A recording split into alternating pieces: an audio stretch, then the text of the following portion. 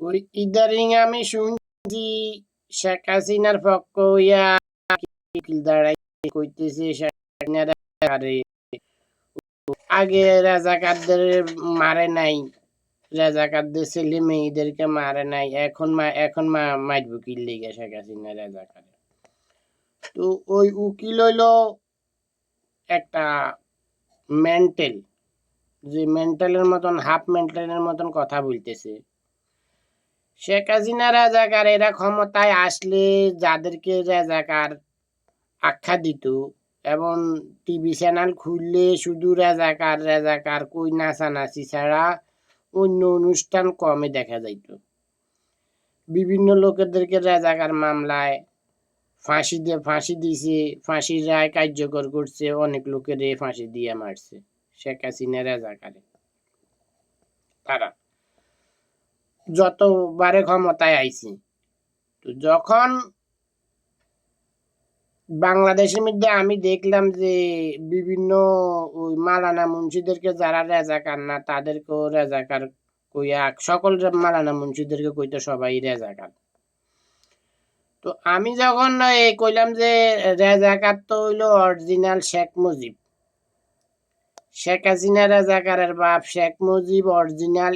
বাংলাদেশের যত রাজাকার আছে সকল রাজাকারের গডফাদার হইল শেখ মুজিব রাজাকার।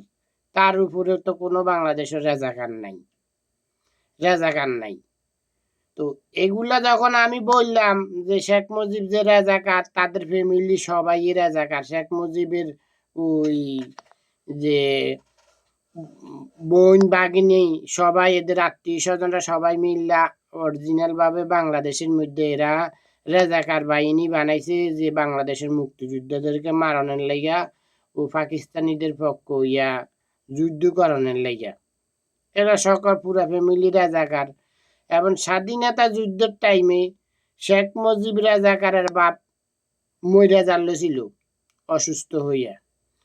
তো পাকিস্তানিরা ওদেরকে হেলিকপ্টার দিনি হাসপাতালে চিকিৎসা করে আইনা এই শেখ মুজিব রাজাকারের বাড়িতে আইনা দিয়ে গেছে। শেখ হাসিনা রাজাকার স্বাধীনতা যুদ্ধের টাইমে তার সজীব ওয়াজিদ জয় রাজাকার ডেলিভারি হয় না, আটকে গেছে। কিন্তু পাকিস্তানিরা গাড়ি দিয়া তারে ডেলিভারি খালাস কইরা ডাক্তারি তারা পয়সা দিয়া পাকিস্তানিরা তারে হরে বাড়িতে আনি দিয়ে গেছে। পাকিস্তানিরা এদের বাড়ি 24 ঘন্টা পাকিস্তানি সেনাবাহিনী এদের বাড়ি এদেরকে গার্ড দিয়া হরা দিয়ে রাখতো, যেন এদের উপরে হামলা যেন না করতে পারে কেউ পাকিস্তানিরা। তো এদের সম্পূর্ণ অসুখ ব্যারাম হইলে এটা চিকিৎসা করাইতো এই পাকিস্তানিরা। কারণ শেখ মুজিব হইল অরিজিনাল রাজাকার। শেখ মুজিব রাজাকারের ওই স্বাধীনতা যুদ্ধের আগে বাংলাদেশের টাকা চুরি কইরা সে 11 মাস জেল খাটছে। রাষ্ট্রীয় টাকা চুরি করে এটা সাক্ষী প্রমাণ হইয়া জানার পরে সে 11 মাস জেল খাটছে। এটা পরে দি ইন্ডিয়ান আলারা ইন্ডিয়ার দিয়া সে এই জেলখানার তাই জামিন পাইছে। হ্যাঁ, আর পরে পাকিস্তানি পার্লামেন্টের সদস্য হইয়া শেখ মুজিব রাজাকারে ওই স্পিকারে মাইরা লাইলো পিডাইয়া এরা 4-5 জনে মিলা। ওই পাকিস্তানি পার্লামেন্টের স্পিকার মরে গেল। সেই মামলা মার্ডার কেসের আসামি, সেই মামলা জেল খাটছে 10-12 দিন শেখ মুজিব রাজাকার। ইন্ডিয়ার কারণে জামিন পাইছে। স্বাধীনতা যুদ্ধের টাইমে শেখ মুজিব রাজাকারে মাইরা ফেলাইব ও মুক্তিযোদ্ধারা। এই জন্য শেখ মুজিব রাজাকার কি করতো, পাকিস্তানি লইয়া সেনাবাহিনীদেরকে লইয়া বিতর্কতা ভাবে পাকিস্তান যাইতো, চলে যেত। পাকিস্তানি সেনাবাহিনীদেরকে লইয়া সে চলতো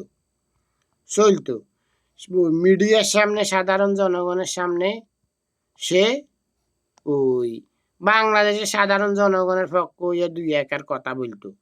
এটা হইলো তার নাটক ছিল। তার যেগুলো কি বাংলাদেশ আলাদা চায়নি, সে কইল না, সরাসরি সোশ্যাল মিডিয়ার মধ্যে তৎকালীনে যে ইউরোপের যে ওই বিভিন্ন সাংবাদিকরা আছিল, অনেক দেশের ইন্ডিয়ান সাংবাদিকরা আছিল। তো এই সাংবাদিকরা যখন প্রশ্ন করলে আলাদা রাষ্ট্র চায়নি, সে কইল না। শেখ মুজিব রাজাকার পাকিস্তান জিন্দাবাদ স্লোগান দিল। তো যেন শেখ মুজিবের রাজাকার হিসেবে যে বাস্তবে যে সে অরিজিনাল রাজাকার, যে আমি প্রমাণ করাই দেনের পরে না শেখ হাসিনা রাজাকারী, এই রাজাকার মামলা সব স্থগিত করে। আর কোনো রাজাকার লইয়া নাচানাচিও নাই টিভির পর্দার মধ্যে, আর কোনো রাজাকারও নেই। এলা খবরের টিভির সামনে মিডিয়াতে আইসা হাঁকে হাঁকে বলে, বিভিন্ন লোকেদেরকে কয়, রাজাকার হিসেবে আখ্যা দেয়, রাজাকার কই উঠে। ছাত্রদেরকে ও কইল কি, তো তার দলের লোক যে মুক্তিযোদ্ধা সে অরিজিনাল আসলি রাজাকার, তারে মুক্তিযোদ্ধা একটা রাজাকারে মুক্তিযোদ্ধা মন্ত্রী বানাইছে এই শেখ হাসিনা রাজাকারে মোজাম্মেল। এগুলো হইলো বাস্তব, সত্য বাস্তব। তো যেন শেখ মুজিবের রাজাকার প্রমাণ করাই দিছে, এটা বিতর্কতা ভাবে যে শেখ মুজিব এতকাল যে বিতর্কতা ভাবে ছিল, এটার কোনো দাম ছিল না মানুষের কাছে। যে একটা লোকে বিতর্কতা ভাবে যদি সে অপরাধ করে, ওই অপরাধের জনগণের কাছে আবার আইনের কাছে ওই অপরাধের কোনো সাজা হয় না। একটা ভালো কাজ করলে ওটারও কোনো দাম আসে না বিতর্কতা ভাবে, যদি প্রকাশ্যে না আনে। এটা হলো রাজনীতির হিসাব। তো শেখ মুজিব যে রাজাকার, এটা বিতর্কতা ভাবে এরা রাইখা দিত। কেউ যদি ভুল করে মুখে দিয়ে বার করতো, তাদেরকে মাইরে ফেলাইতো। এই শেখ মুজিব রাজাকার ইন্ডিয়ারে দিয়ে ক্ষমতায় আইসা, এই জন্য বাংলাদেশের মানুষে জনগণরা সাহস পায় না, অনেক লোক মাইরে ফেলাইছে, সাহস পায় না। জান আমি অরিজিনাল বাংলাদেশের নেতা শেখ হাসিনারে আটকাইয়া 2009 সালে যে আটকাইয়া ক্ষমতা আসার পরে দিয়ে আটকাইয়া সর্বদিকে প্রমাণ করাই দিছে, আমার কাছে মাপ চাইছে, বড় মানি গেছে, আমার উপরে কথা কইব না, আমি রাষ্ট্রীয় ক্ষমতা দখল করতে পারবো, সোনালী ব্যাংকের মালিক, দেশের মালিক যে আমি। এগুলা শেখ হাসিনা রাজাকারে মিডিয়ার সামনে এসে স্বীকার করলো এটা যে শেখ মুজিব যে রাজাকার প্রকাশ্যে আমি প্রমাণ করাই দিলাম। এগুলা প্রকাশ্যে নিয়ে আইছি, এই জন্য জনগণের কাছে এই যে রাজাকার সন্ত্রাস, ও যে সন্ত্রাস, এটা সবার কাছে তখন প্রকাশ হয়ে গেছে কিনা, এবং সবার কাছে ওই কথাটার মূল্যায়ন চলে আইছে যে শেখ মুজিবের রাজাকার, এই কথাটা জনগণের কাছে মূল্যায়ন চলে আইছে। জনগণের সবাই আইনগতভাবে রাষ্ট্রীয়ভাবে সবার কাছে মূল্যায়ন হয়ে গেছে কি যে শেখ মুজিব রাজাকার তারা কোনো বড় না, সেসব তারা কোনো মুক্তিযোদ্ধা নাম। একদিন তো মুক্তিযুদ্ধের ঘোষক দাবি কইরা অবৈধভাবে বাংলাদেশের মধ্যে গণহত্যা করছে, বাংলাদেশের রাজত্বই করছে আমলিক রাজাকার। এরা মুক্তিযুদ্ধের ঘোষক দাবি করে, শেখ মুজিব তো রাজাকার মুক্তিযুদ্ধ না, মুক্তিযুদ্ধের ঘোষক তো ডাক দূরের কথা, মুক্তিযুদ্ধ না। সাধারণ জনগণ যে কিছু মালানা মুন্সি ছিল যে নিরপেক্ষ পালন করছে, সাধারণ জনগণ যে বাংলাদেশের যে স্বাধীনতার পক্ষ ছিল, শেখ মুজিব রাজাকারের ফ্যামিলিরাও ওদের কাতারেও তাদের নাম আসবে না। যারা সাধারণ জনগণ যে যারা মুক্তিযোদ্ধাদের পক্ষে বাংলাদেশের পক্ষ হইয়া কথা বলছে, এমনকি পাকিস্তানিদের বিপক্ষে কথা বলছে, শেখ মুজিব রাজাকারের ফ্যামিলিরাও ওদের কাতারেও আসবে না, কারণ ওরা ছিল রাজাকার। ওরা অরিজিনাল পাকিস্তানিদের পক্ষ ছিল, পাকিস্তানিদের পক্ষ হইয়া কাজ করছে, আসলি এরা অরিজিনাল রাজাকার। যখন এটা প্রকাশ্যে আমি প্রমাণ করাই দিছি, শেখ হাসিনা রাজাকার স্বীকার করলো যে শেখ মুজিব রাজাকার স্বাধীনতার ঘোষণা দেয় এনে 7 মাস, সব কিছু প্রমাণ করাই দিলাম। স্বাধীনতার ইতিহাস এমনি প্রমাণ করাই নাই আমি, স্বাধীনতার ইতিহাস আমি যখন জিজ্ঞাসা করলাম পাকিস্তানিরা কিভাবে আসলো, মুক্তিযুদ্ধের যুদ্ধ শুরু হইলো কিভাবে, কবে থেকে ঘোষণা হইলো, হ্যাঁ মুক্তিযুদ্ধরা কি লইয়া যুদ্ধ করছে, অস্ত্র আইলো কই থেকে, অস্ত্র আইলো কই থেকে, তোরা তো কইতে ওই বাঁশ দিয়া লাঠি বইটা দিয়া বাঁশ দিয়া বাংলাদেশ স্বাধীন করিয়ে লাইছে। তো এগুলা সব এক এক করে আমি প্রশ্ন করছি, এরা উত্তর দিতে পারে নাই, কেউ উত্তর দিতে পারে নাই। বললাম ওই যে স্বাধীনতার যুদ্ধ তো এটা তো হইলো 5 দফার পরে পরে যাইয়ে না, এই যে 7 মাসে যে তোর অস্ত্র লইয়া 71 সালে যে অস্ত্র লইয়া যুদ্ধ হইলো মুখোমুখি, এটা তো হইলে এর আগে তো আরো 4 দফা গেছে।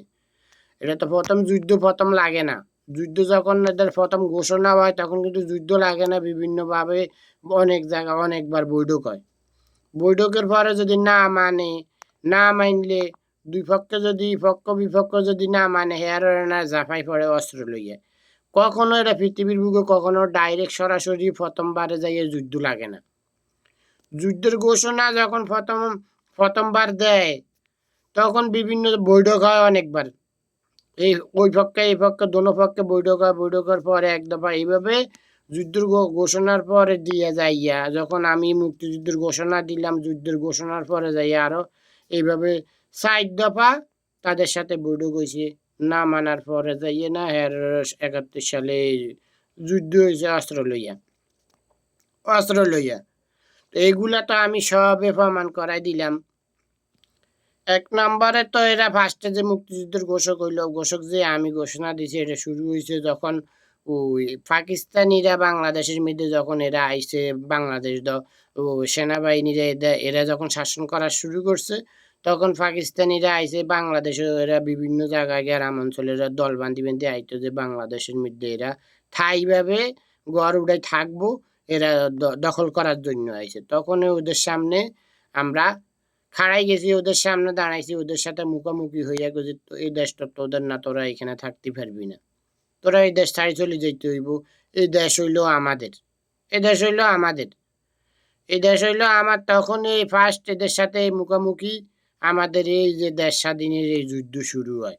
যখন এরা এই যুদ্ধ শুরু হয় এদের সাথে, তখন এরা কি করছে, ওই এদের মিলিটারিদের কাছে এরা যখন জানাইছে, মিলিটারির সাথে আমাদের সাথে এইটা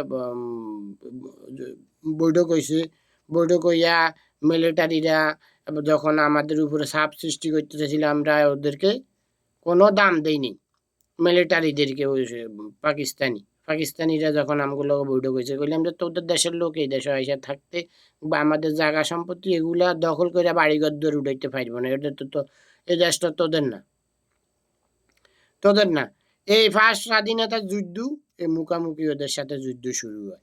তখন এরা রাগ করে কি করছে, এরা বাংলাদেশের মধ্যে ওই মানুষের থেকে এরা করে, ওই পাকিস্তানি সেনাবাহিনীরা এরা এরা আইন জারি করছে বাংলাদেশ থেকে, এরা ওই যে খাজনা চালু করে দিছে, এরা খাজনা চালু করে দিছে যখন পাকিস্তানিরা, যে বাংলাদেশের জনগণ তাই যখন ট্যাক্স নিতেছে, খাজনা চালু করে দিছে, খাজনা নিতেছে, এটা তো গ্রাম অঞ্চলের লোকেরা দিত না, আমরা পাকিস্তানি টাকা ছাড়াইতাম না, যারা ব্যবসা বাণিজ্য করতো তাদের কাছ থেকে এরা খাজনা যখন নেওয়া শুরু করছে টাউন অঞ্চল, তখন আমরা এদের সাথে আবানি এদের সামনে মুখোমুখি হয়েছি, রুখে দাঁড়াইছি। এই হলো 2 নম্বরে রুখে দাঁড়াইছি লাগে।